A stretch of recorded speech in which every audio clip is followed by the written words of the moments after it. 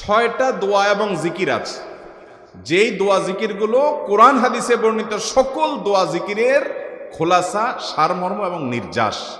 এই ছয়টাকে যদি কোনো মুসলমান নিয়মিত আঁকড়ে ধরে, তাহলে কোরআন এবং হাদিসের যত দোয়া এবং জিকির আছে কেমন যেন তার নির্যাসটা নিয়মিত সে আমল করলো। বলবো সেগুলা।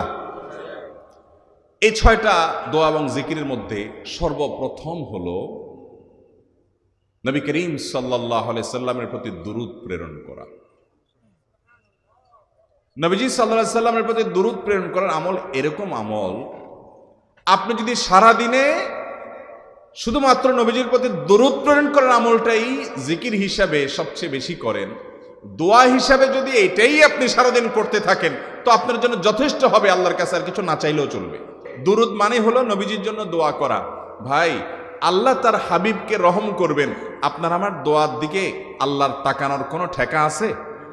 নবীজি কি আমাদের দোয়ার কোনো মুখাপেক্ষী? কিন্তু আমরা তার জন্য দোয়া করলে ওই চান্সে আল্লাহ তাআলা আমাদের প্রতি অনুগ্রহ করবেন। একবার না, আপনি নবীজির প্রতি একবার রহমতের দোয়া করবেন, একবার দুরূদ পাঠ করবেন। মান সাল্লা আলাইয়া মাররাতান সাল্লাল্লাহু আলাইহি আশরা, নবীজি সাল্লাল্লাহু আলাইহি সাল্লাম বলেছেন, একবার আমার জন্য তোমরা দোয়া করলে, আমার প্রতি দুরূদ পাঠ করলে, আল্লাহ তাআলা তোমাদের জীবনে 10 বার 10 জায়গায় 10 টাইমস তোমাদের উপর আল্লাহ তাআলা অনুগ্রহ করবেন। আপনি টেরও পাবেন না কত জায়গায় আল্লাহ অনুগ্রহ করেছেন। আল্লাহ বাঁচাই দিয়েছেন, একটুর জন্য শেষ হয়ে যান নাই। ওই যে দুরূদ পড়ছেন, আল্লাহ তাআলা রক্ষা করছে, আপনি খবরও নাই। আল্লাহ তাআলা আপনার প্রতি বিশাল একটা দান করছে, আপনি লক্ষ্য করেন নাই। ওই যে দুরূদ পড়ছেন একবার, 10 বার রহমত হবে। এভাবে যত দুরূদ পড়বে সে তত রহমত এবং অনুগ্রহ পাবে। বেশি করে পাঠ করবো তো ইনশাআল্লাহ। সবচেয়ে শ্রেষ্ঠ দুরূদ, সবচেয়ে উত্তম দুরূদ হলো দুরূদ ইব্রাহিম, যেটা নামাজে পড়েন।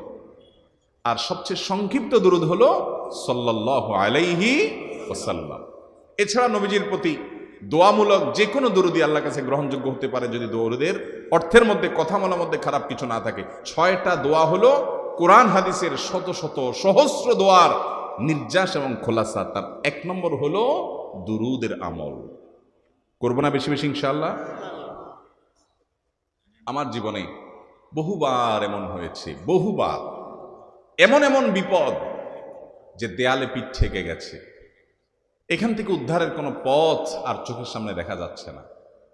আমি এই আমলটি, এর পাশাপাশি ইস্তেগফারের আমল, যেটা 2 নম্বরে বলবো আমি, এই 2টি আমল কন্টিনিউয়াসলি করে গেছি, হরদম প্রতি নিঃশ্বাসে নিঃশ্বাসে, বাস টয়লেটের টাইম বাদে বাকি ফুল টাইম এইটা দুরূদ এবং ইস্তেগফার অব্যাহত রাখছি। আল্লাহ তাআলা এমন ভাবে অলৌকিকভাবে উদ্ধার করেছেন যে আমার কল্পনায়ও আসে না যে এখান থেকে এভাবে হেল্প হতে পারে। ভাইরা আমার অভিজ্ঞতার 2 পয়সার কোনো মূল্য নাই। আমার অভিজ্ঞতা কি আসলো না আসলো, এটাতে কিছু আসা যায় নাই। রহমতুল লিল আলামিন আল্লাহর রাসূল, আল্লাহর নবী ওয়াদা করেছেন যে আপনার পেরেশানি দূর হবেই হবে ইনশাআল্লাহ। অতএব দুরূদের আমল বেশি বেশি করবো না ইনশাআল্লাহ। নাম্বার 2, ইস্তেগফার।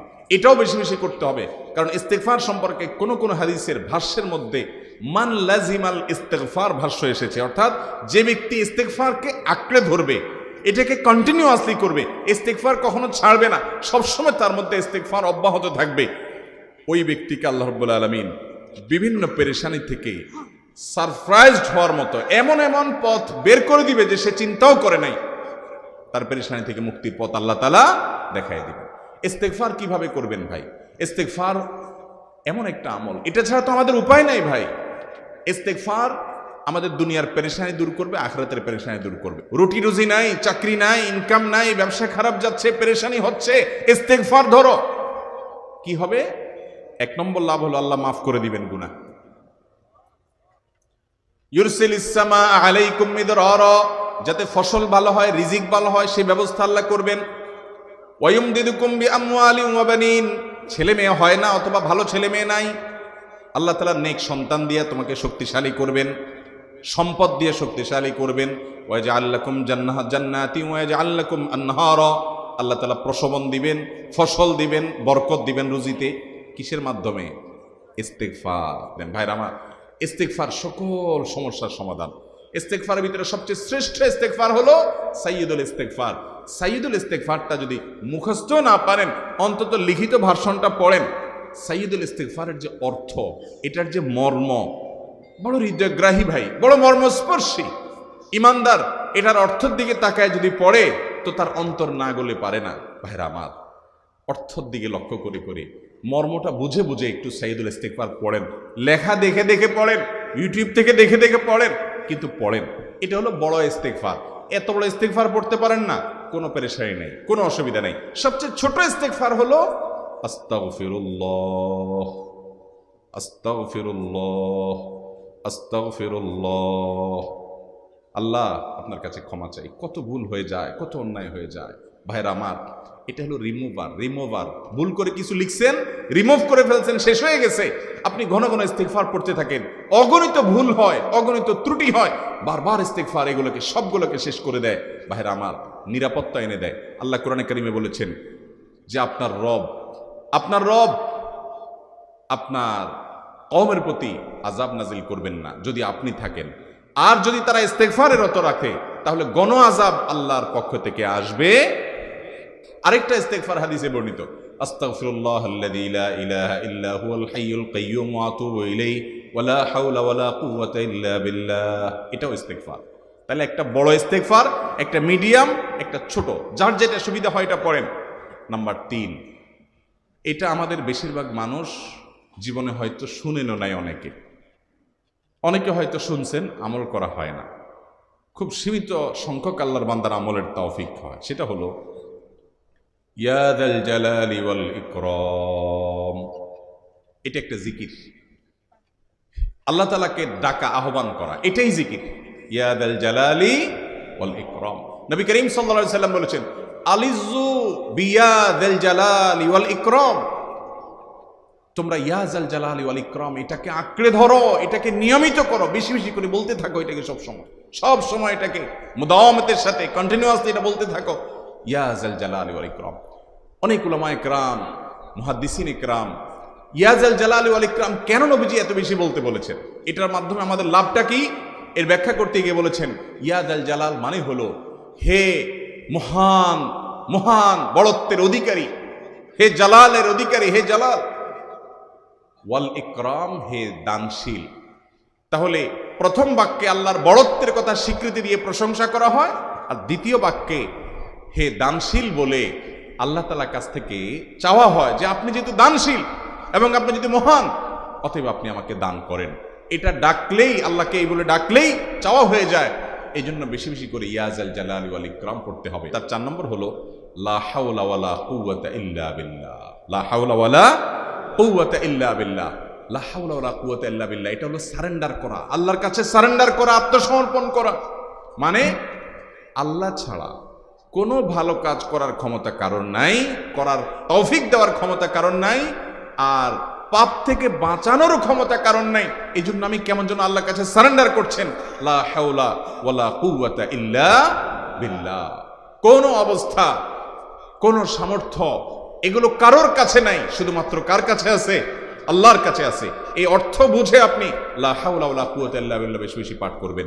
নবী করিম সাল্লাল্লাহু আলাইহি সাল্লাম বলেছেন, তোমাদেরকে কি আমি জান্নাতের একটা ভান্ডারের খবর দিব, যেটা জান্নাতের ভান্ডার, সওয়াব টওয়াব না, সাধারণ অল্প স্বল্প সওয়াব না, পুরো জান্নাতের ভান্ডারের সন্ধান দিয়ে দিব।